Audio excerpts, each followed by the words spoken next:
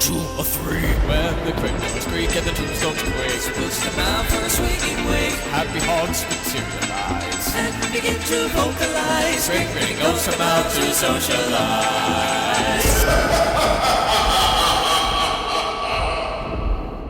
Greetings, mortals! This is Doc Parazak, surprisingly without something to sell, here to introduce our program's special Halloween, special. The Haunted Mansion Show is ghoulishly proud to present Infamous Souls of the World. This week's monster is the bandage case known as the Mummy. Now, here's your host. Your ghost host. Welcome, my friends, to Infamous Souls of the World, a brand new program for the Haunted Mansion Show, just in time for the oh-so-scary season of Halloween. As you know, our delightfully dreary place is home to some of the most infamous figures the world has ever known. This includes, but is not limited to, vampires, mummies, witches, werewolves, and so on and so forth. So for the next few weeks, we will be discussing about the history and legends of the spirited monsters and icons. For this week, we shall start with mummies. Contrary to popular belief, there's more to mummies than just a bunch of moaning, groaning, bandaged corpses. The legend of mummies began way back in the days of ancient Egypt, where the land was ruled over by Egyptian kings known as pharaohs. They recruited assorted Egyptian citizens as slaves to build large pyramids and temples and tombs. This was because the pharaoh had egos the size of the structures themselves. But it was also because of honoring the gods, including Anubis, Osiris, Ra, among others.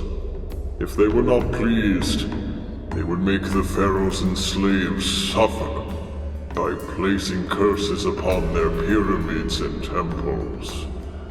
The most popular method of pleasing these gods were sacrificing animals or even humans, if they were that desperate enough, depending on the god.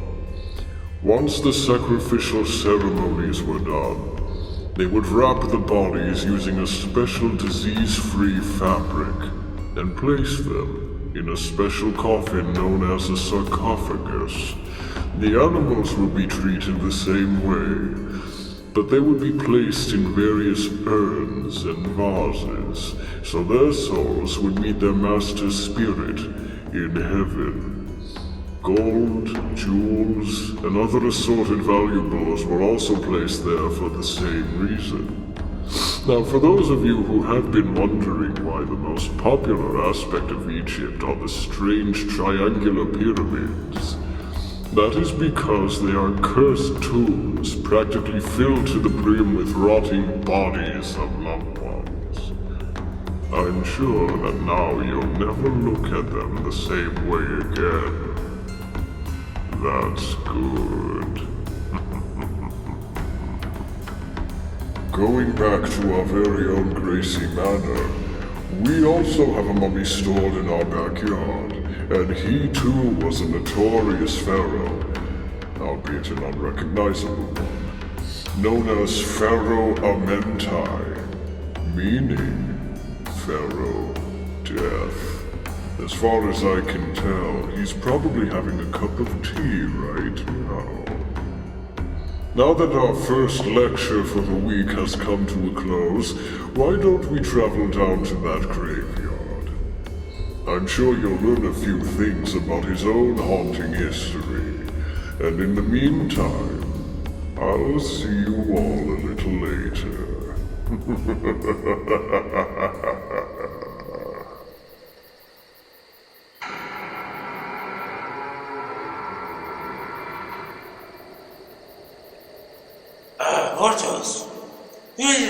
is Orange. My name is Ferment. Remember, once you.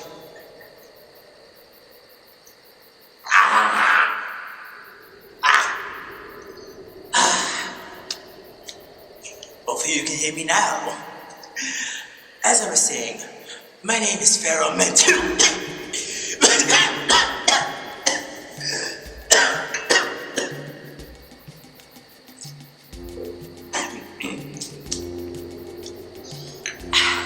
That's better. The wonders that tea does to you are amazing. As I was saying, I am Ferment, former ruler of the River Nile. I am aware that our ghost host mentioned us pharaohs to be wickedly cruel to our hard-working slaves. Oh well, he's right. I may have a bit of a temper, but it is all in the good name of Ra, the sun god. You see, despite having a rash behavior towards my slaves, and even my own acquaintances, I was also admittedly quite jealous of the other pharaohs for having their tributes completed before mine. My anger and jealousy became so immense, I decided to do the impossible. I would sneak into the temple of Anubis and steal the prized trinket or two. Unfortunately, Anubis wasn't having the best of slumbers that night, and I was caught immediately. My punishment for breaking authority as a pharaoh was the most dreaded one of them all. The curse of 1,000 curses. This included the curse of painful rashes, the curse of 1,000 feet. Even the curse of amorous camels, and many more. Yes, that was actually a curse. I couldn't take it. There was no way I could live the rest of my years as a cursed pharaoh. I pleaded with Anubis to take the curses away, and he told me the only way to rid them was to carry them on towards other poor, unfortunate souls. And one by one, I did so for years. When my time for mummification arrived, I was more than eager for that would mean I would finally be cleansed of my sins and stay in heaven forever. Unfortunately, I remember distinctively being stored in the belly of a ship, which just so happens to sink during a storm. And wouldn't you know it, that ship was eventually cursed too. My sarcophagus was washed on the shore of the Caribbean, where one of the Gracies acquired it and placed it in this graveyard. I see now that I am not the only one whose soul is doomed to roam here around the earth for eternity. Which gives me some comfort, if not completely. They have been quite generous to me, given their corruptible, disembolished states that are similar to me. A bit of with their diverse backgrounds. What was that? Eh? A bit of black hounds? What are you saying? Then you have ghosts like this one. You wonder how we got here in the first place. What was that, Sonny? Can you repeat that for me, please? Lucky we haven't met in my life. Where you want now? I say, young man, I am not a cow. No, that's not why I said you old fool. Cinnamon? Ooh, you know, my hearing's not what it used to be. It's not my fault I died a deaf man. Contrary, I'm sure it was. Why I'm not a bust, is that what you said? So many friends. Now you know what I am. Even now, I can't help but feel sorry for the ghosts that live here. I mean, it's true, some of them may seem ridiculous, if not completely stupid. But, for some reason, I somehow feel like I was responsible for what happened with the Gracie Manager. Stripes on the greasy banner? Why, that's a Star-Spangled Banner to you! No, that's not what I said, you old fool! I was saying I feel guilty because we're stuck here! Drink your tea, it'll help clear your throat.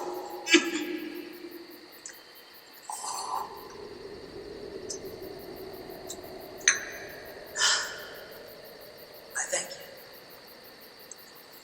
Fare thee well, fellow guardians. Hopefully the futures of your fortune are better than ours. What? We're going to Mars? Is that what you said? Oh, for the 1,000th time, I have Well, you're gonna have to stop that because my hearing isn't as good enough. In the modern technology, I can't get any hearing. Thank you for joining us in this installment of Infamous Souls of the World. To tell you about our next monster, here is your ghost host. For our next lecture, be sure to keep a strand of garlic or a wooden stake with you. You just might need it for our next guest.